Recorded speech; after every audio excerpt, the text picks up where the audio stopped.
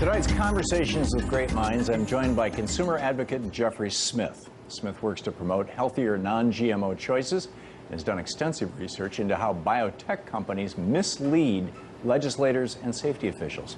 He produced the award-winning documentary Genetic Roulette, The Gamble of Our Lives, in 2012, and has written 2 authoritative books about the dangers of GMOs. Seeds of Deception, exposing industry and government lies about the safety of the genetically engineered foods you're eating, as well as Genetic Roulette, the documented health risks of genetically engineered foods.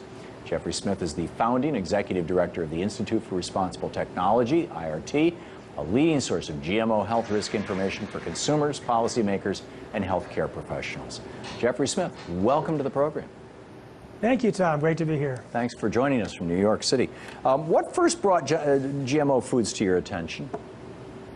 Well, I actually went to a lecture by a molecular biologist who was very familiar with the techniques of transferring genes between species. And it was in 1996, just before they were about to plant a lot of genetically engineered seeds throughout the Midwest. And he was basically blowing the whistle, saying that the technology was definitely not ready to put into food, that there were surprise side effects, allergens, toxins, new diseases, nutritional problems that could occur. Furthermore, once the genes were released, they would cross-pollinate, seeds would blow, and we would be contaminating the gene pool irreversibly. In other words, putting genes out there that would last in corn or soy for as long as corn or soy existed. And yet he was speaking the words of science and wasn't really communicating with many people outside the room. So with a background in communications and strategy, I realized that he needed a little bit of help. So I decided to pitch in a little bit, and that was 19 years ago. Wow, and you've been doing this ever since. Why, how does Europe deal with genetically modified organisms, and how different is their way of approaching this from ours, and why? In 1999, on February 16th, the gag order was lifted on Dr. Arpad Pusztai, the world's leading scientist in his field. 7 months earlier, he was fired from his job after 35 years and silenced with threats of a lawsuit, because he discovered that the process of genetic engineering itself was inherently dangerous. He had fed supposedly harmless genetically engineered potatoes to rats, and within 10 days, the rats developed potentially precancerous cell growth in their digestive tract, smaller brains, livers, and testicles, partial atrophy of the liver, and damaged immune system.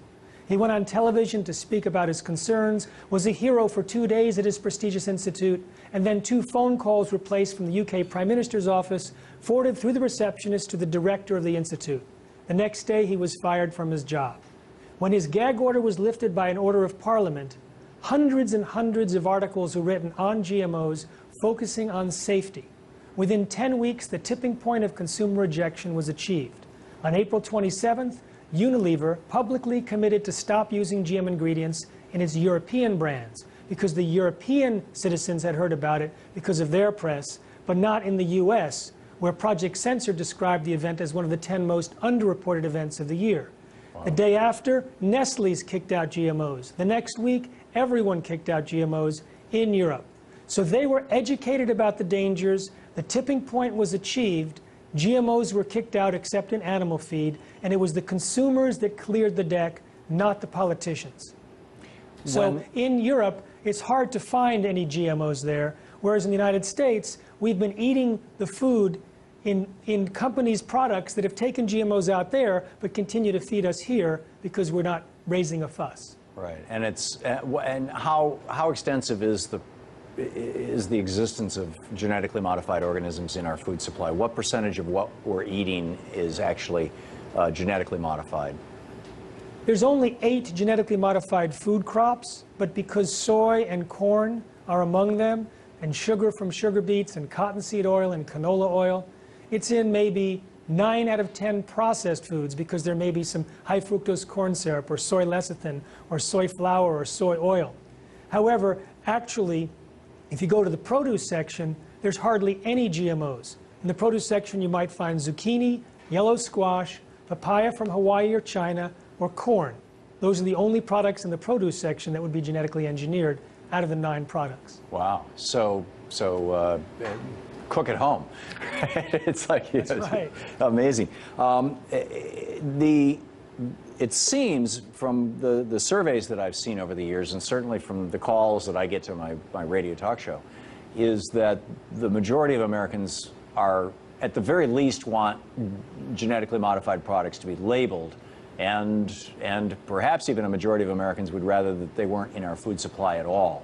How is it that we're not having this conversation, that our legislatures are not addressing these issues, that our regulators are not talking about the kind of research like you talked about coming out of the UK? Why are we the only country in the world, or the principal country in the world, that has turned its entire human population into guinea pigs? In 1991, the first Bush administration informed the FDA to promote genetically engineered foods, to rush them to market.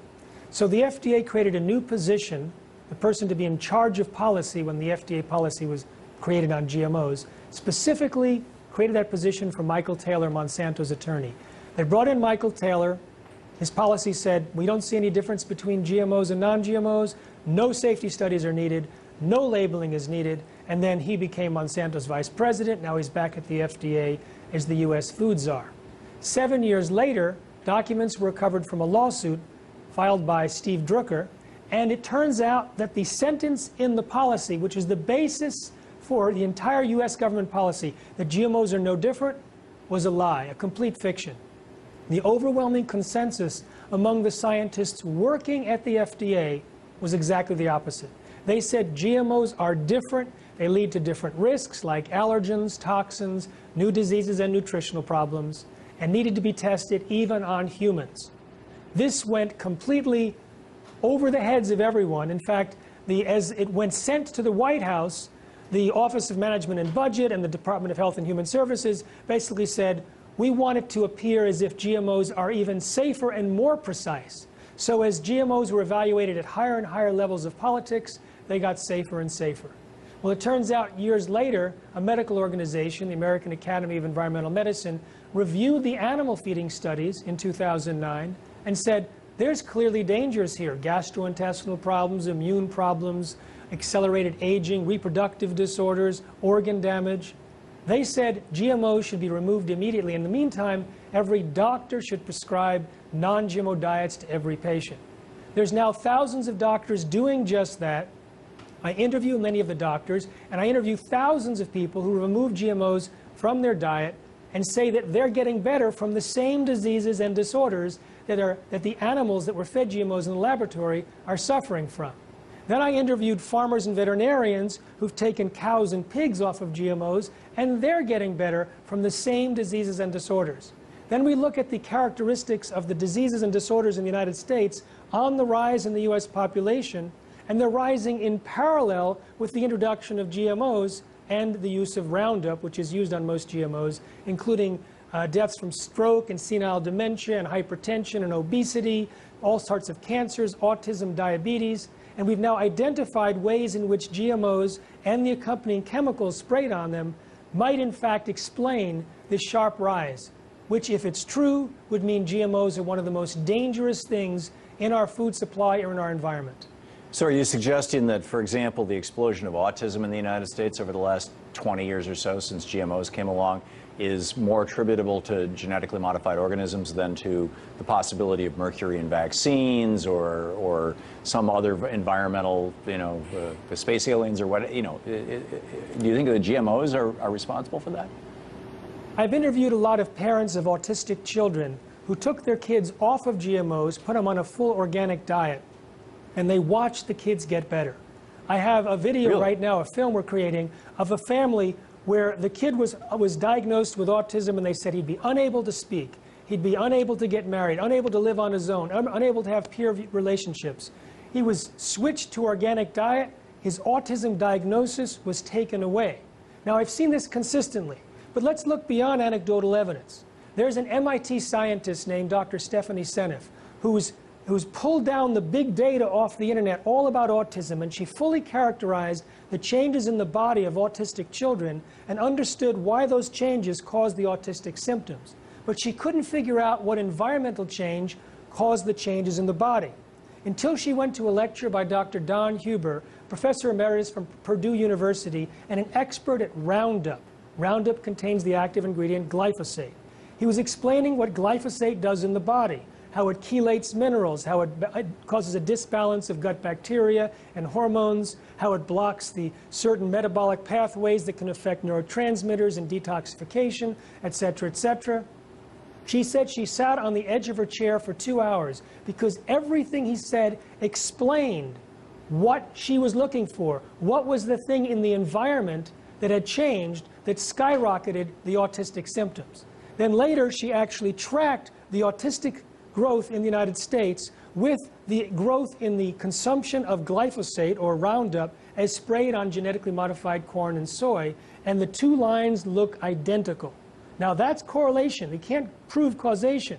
But so many people now and so many doctors, I interviewed a pediatrician just 2 weeks ago, and she said autism is curable and it happens often when you change the food. Not always, but often when you change the food. So my personal opinion is, yes, a segment of autistic kids do respond very, very well when they get off of GMOs and the agricultural chemicals. Wow. I interviewed Stephanie Senf, a month or so ago here on this program. It's pretty shocking. She talked about how one of the things that she was most concerned about was how the glyphosate, the Roundup, was altering the gut bacteria, because it's not supposed to affect animals, but it does affect bacteria the same way it affects plants, or through the same metabolic pathway. If I'm describing that right, and perfectly. And yes. Yeah, and in the minute we have until the break, can you describe the mechanism by which that works? Sure. Everyone's heard of serotonin.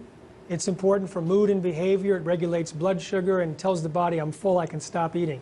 Everyone's heard of melatonin, which is important for sleep cycles. Dopamine is related to Parkinson's. These neurotransmitters depend on aromatic amino acids produced by the gut bacteria.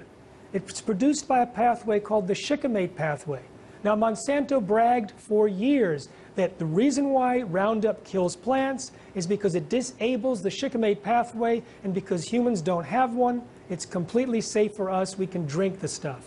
But the bacteria inside our gut uses the shikimate pathway to produce these absolutely essential neurotransmitters, which may be why when people get off of GMO food and Roundup, their mind gets better, they may have improvement in Parkinson's or sleep cycles or obesity or blood sugar regulation. It may be this effect on the neurotransmitters. Monsanto is now being sued as a class action lawsuit in California for just this, for lying about the shikimate relevance to human health. More of tonight's Conversations with Great Minds with Jeffrey Smith right after the break.